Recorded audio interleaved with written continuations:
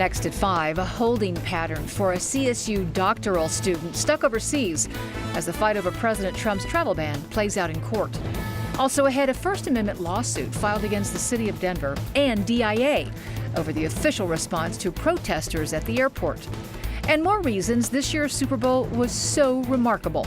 Next on 9 News. This is 9 News. A CSU doctoral student keeps trying to get a visa to return to Fort Collins. He hasn't been able to get permission because of President Trump's travel ban. And although a federal judge did put that ban on hold, Vicente Arenas explains why it could be a while before that student gets an answer. Saddam Wahid's trip home to Iraq in January was supposed to be a time to celebrate. He had a new wife and was excelling as a PhD candidate in hydrology at CSU. Then, the travel ban was like a big shock for me. Like, it was unbelievable. So I lost my control, and my tears were unstoppable at that time. Wahid's one of 3 CSU students impacted by the new rules regarding refugees and other citizens from 7 mostly Muslim countries. The protection of the nation. Trump said it's temporary and designed to protect the country from Islamic terrorists until new vetting procedures can be put in place.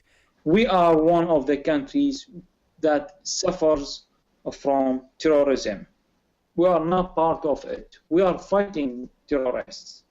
So this is completely unfair. Even though a federal judge has halted the ban for now, Wahid says the U.S. Embassy in Baghdad told him it's still not taking visa requests. This is an incredibly fast-moving legal landscape where it seems like every time we turn around, there's a new order. Cesar Garcia Hernandez is a DU assistant professor of law. He says federal district judges have put the ban on hold, but now it's up to the appellate courts to decide whether Trump's immigration rules can be implemented. The key question is exactly whether or not the administration has, or the president has, exceeded his authority. Nothing is showing up there. For now, though, Wahid must wait. Vicente Arenas, 9 News. Wahid says CSU is doing what it can to help. If he's able to complete his degree in Colorado, he will return to Iraq to work on hydrology programs there. Oral arguments in the challenge to President Trump's travel ban are scheduled for late tomorrow. The case, though, is expected to end up before the U.S. Supreme Court. There was a joyful and tearful reunion this morning as a Syrian family also caught in the confusion of President Trump's travel ban made to New York's JFK airport. 6 members of the Asali family arrived more than a week after they were sent back to the Middle East. They were denied entry hours after President Trump signed the executive order suspending America's refugee program and stopping immigration from 7 Muslim-majority countries. The family members, who are Christian, had spent 13 years securing their visas and passports to relocate to the U.S. So stressful, and the most hardest part when we get back, because on the plane all of us was very scared, and we don't know what happened. We played by the rules. We don't do anything wrong. The new arrivals plan to settle near family members who are U.S. citizens and who bought a home for them in Allentown, Pennsylvania. The Denver Police Department now faces a civil rights lawsuit over how it handled a protest at DIA against President Trump's travel ban. The protest was at DIA's Jefferson Terminal a week ago. Denver Police Commander Tony Lopez confronted protesters, asking them to pull down their signs, saying it was against airport regulations. The U.S. Supreme Court has ruled because airports are not traditional public forums, they can have rules and regulations for protests. DIA requires people to apply for a permit to protest 7 days in advance, or they'll not be allowed to engage in, quote, speech-related activity at DIA. The attorney who filed the lawsuit on behalf of 2 protesters argues that DIA's rules bar free speech. Protests occur in response instantaneously to unconstitutional acts, and Denver has no method of implementing an immediate permitting process that would have allowed it. So that's unconstitutional. Those are the problems. The protest at DIA was allowed to continue after being moved to a different part of the airport.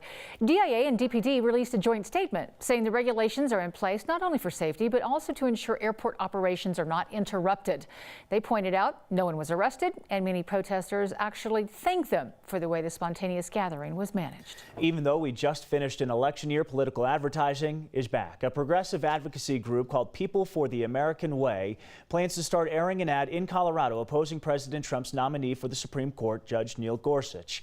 The ad begins with an image of a judge tearing apart the Constitution and urges Americans to call their senators to voice their opposition to Judge Gorsuch. The 49-year-old Colorado native currently sits on the U.S. Court of Appeals for the 10th Circuit based in Denver. In 2006, Gorsuch received unanimous U.S. Senate approval for that job. The ad claims Gorsuch prioritizes corporate interests over the constitutional rights of Americans. Donald Trump's nominee for the Supreme Court, Neil Gorsuch, doesn't respect the Constitution, putting powerful interests ahead of the American people. Gorsuch would make it harder for victims to sue Wall Street and harder for women to get birth control or to fight discrimination. Republicans have had their own series of new ads in a campaign supporting confirmation.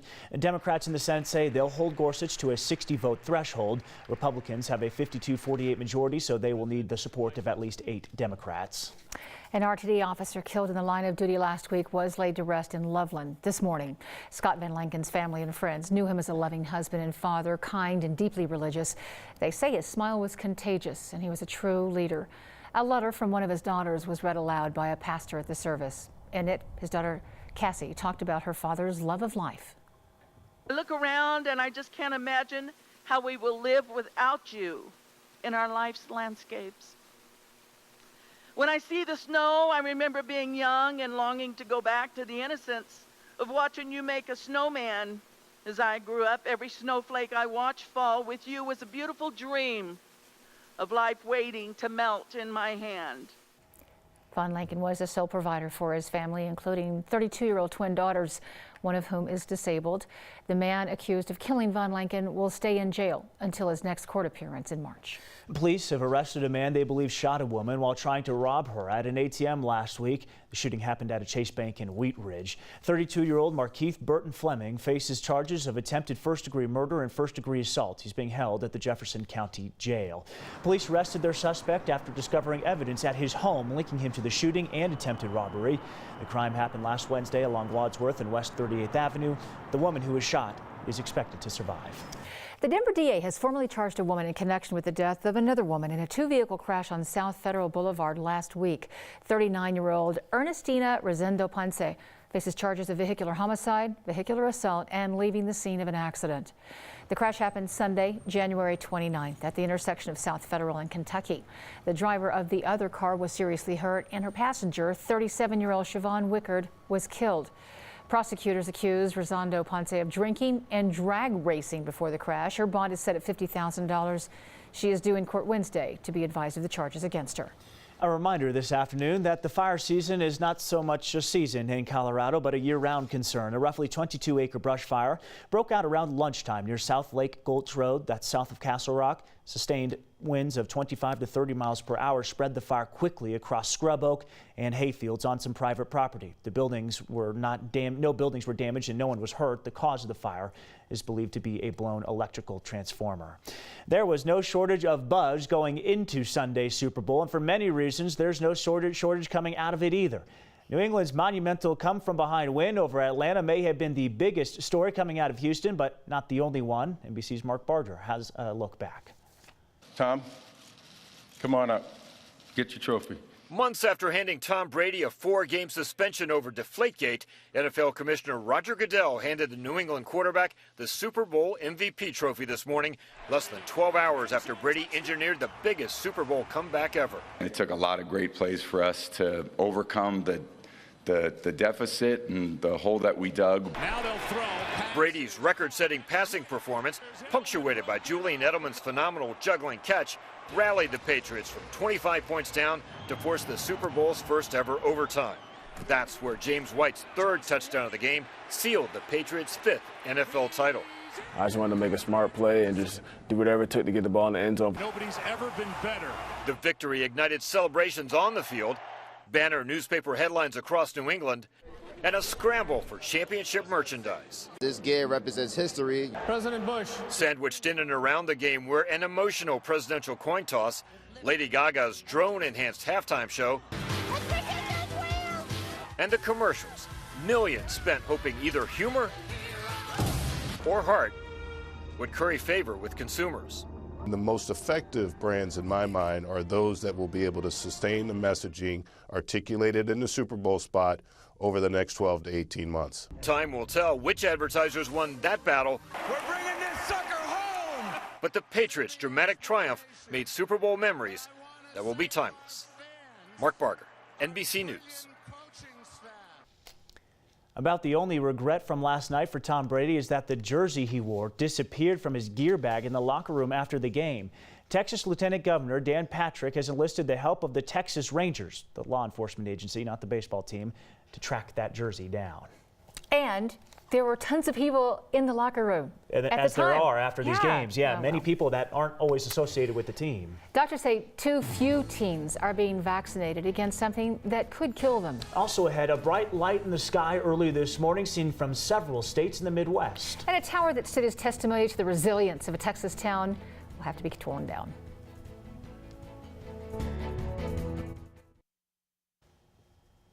The National Weather Service has been taking reports of a bright meteor in the sky seen by people from Iowa to Indiana early this morning. Dashcam and surveillance video shows that bright flash. People in Wisconsin report seeing the light around 1:30 a.m. Central Time. It's unclear if any part of the object hit the ground. Meteorologists say it's more likely it completely burned up in the atmosphere. The nation's leading group of pediatricians is urging doctors to help improve teen vaccination rates. Only about 40% of girls and 22% of boys had all 3 doses of the HPV vaccine in 2014. The vaccine targets the human papilloma virus, the cause of most cervical and other HPV-related cancers. The American Academy of Pediatrics says teenagers should get the 3 doses if they start the series after age 15. 2 doses are sufficient for kids who begin the series between ages 9 and 14. Queen Elizabeth celebrates her Sapphire Jubilee today, 65 years on the throne. At 90, she is the first British monarch to ever reach that milestone. To mark the occasion, Buckingham Palace re-released a photo of the Queen wearing the sapphire jewelry. There was also a 41-gun salute in Hyde Park and another one at Tower Bridge. Other than that, it has been pretty much business as usual today. The city of Rowlett in North Texas will tear down its iconic water tower. Actually, it has already done so after it was severely damaged by a Christmas tornado 2 years ago. It had stood for that time and became a symbol of resilience and bonding as a result of the tornado. However, after 2 months of examinations, inspections, tests, the engineer said damaged beyond repair. FEMA and the city insurance will pay for those demolition costs. Pieces of that water tower will be used in public art in the city. Oh, it's exciting to see how they repurpose some of that stuff too. This week is looking like an unusually warm one in Denver. We could see rain though, and parts of the mountains will get feet of snow. Kathy has a look next.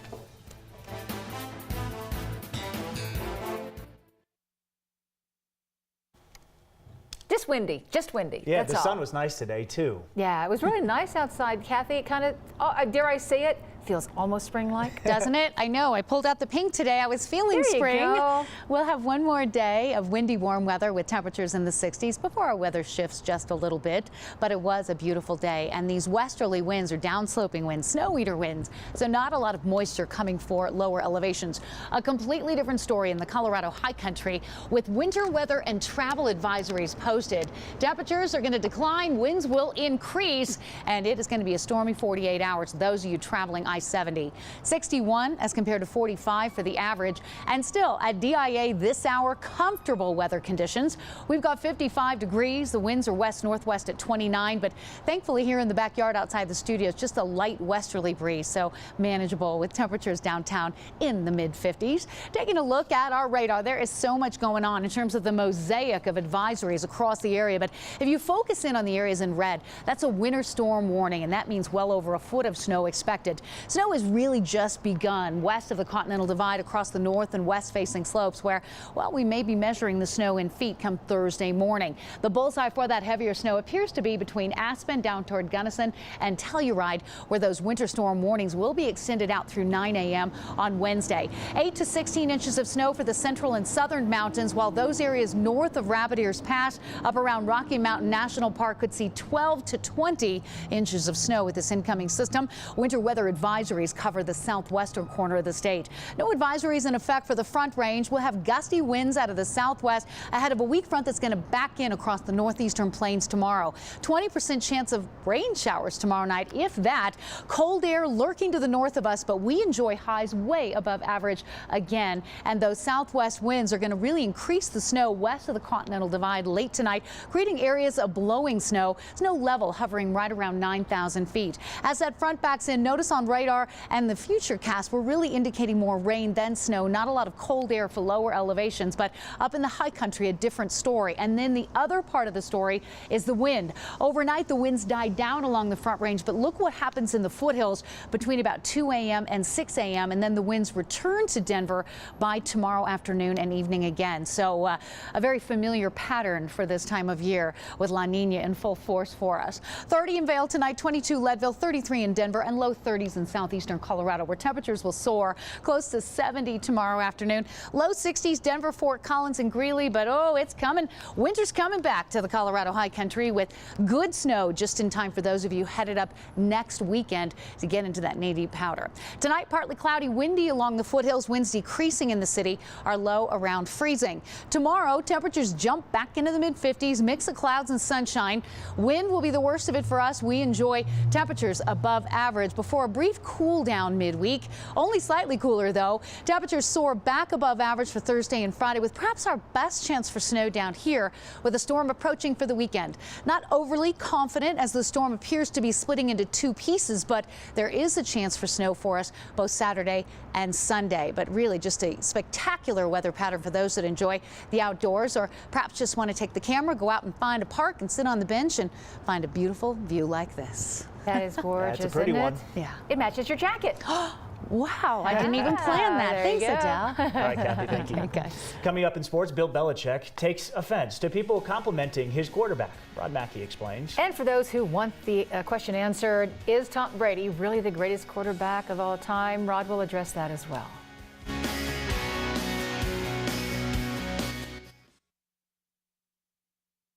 From Colorado's sports leader, here's Rod Mackey. His stats were staggering. Record-breaking might be a better way to describe them. Tom Brady broke the all-time Super Bowl record in a game for pass attempts, also pass completions, and passing yards. And that's just for a game. Let's talk about his career Super Bowl records.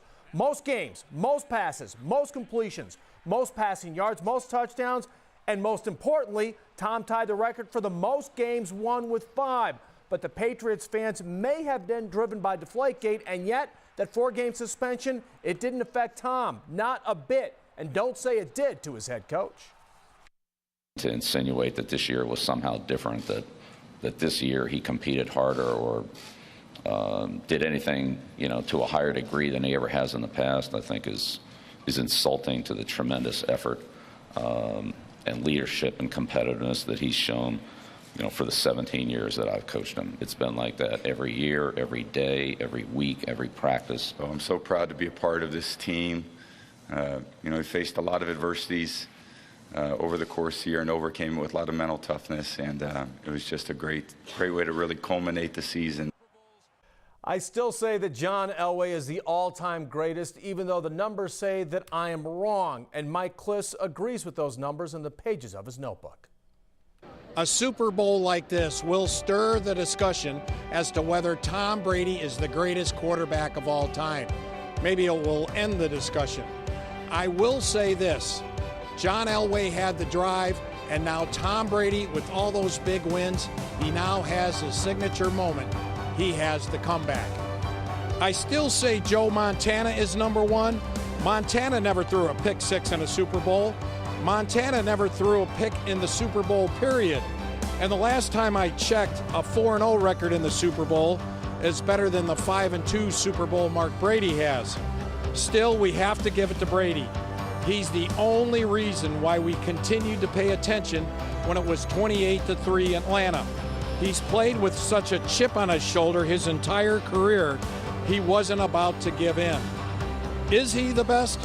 Hey, we live in Broncos country. It's difficult to give Brady his due. Then again, Brady has been great for a longer period than Montana was. Maybe, and this is hard to say, maybe Brady is the greatest quarterback of all time. There, I said it. From Houston, Mike Kliss, 9 News. So he says number 12 is number 1. You know the only thing missing for Brady? His game jersey. Someone took it from his bag last night and it still hasn't been recovered. But on the bright side, Tom is the star of our Litton tune.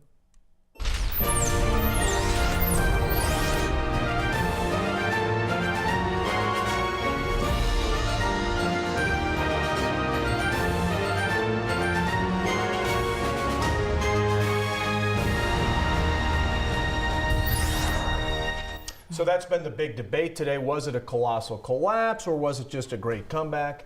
I think it's pretty much the Falcons a little defense bit of both. played so well the first half, and then it just was everything. Well, and they could have run the ball at the end. Had they done that, then Tom wouldn't have had time. They might not have It was been able to heartbreaking stop to him. watch, though. I mean, if it had been 38-3 from the get-go, but to have them come that close and win. By the way, 213 days until the kickoff to the 2017. Who's counting? I went and added it all up and figured it out, and then I saw there's a website that actually had all baseball season? Rod, baseball season is Starts just immediately. weeks away. Look, Kathy's thinking Rockies. That's Good right. job, Kathy. Okay. Is it baseball weather? Yeah. Okay. It's just about anything weather. 60s in February. Gorgeous right now. I think the groundhog got it wrong. Shocking. Yeah. Hey, that's a weather rodent. Oh, weather rodent. Okay, I'm a weather person. Okay. Yes, and I'm saying 62 tomorrow. If anything, we might have a brief rain shower tomorrow night, just enough to mess up your car wash. Sorry. 57 on Wednesday, mid-60s Thursday and Friday. And for those of us contemplating skiing for the weekend, a little fresh snow up there on Saturday and Sunday. And down here, maybe some snow shower activity as well. And, well, boys, did you remember Valentine's Day is right around the corner? I just found my Thanks for glasses. reminding us. Yeah. I'll prepare. Oh, good February timing. 13th, I'll I prepare. can see now. All right. NBC 9 News is next. We'll see you later.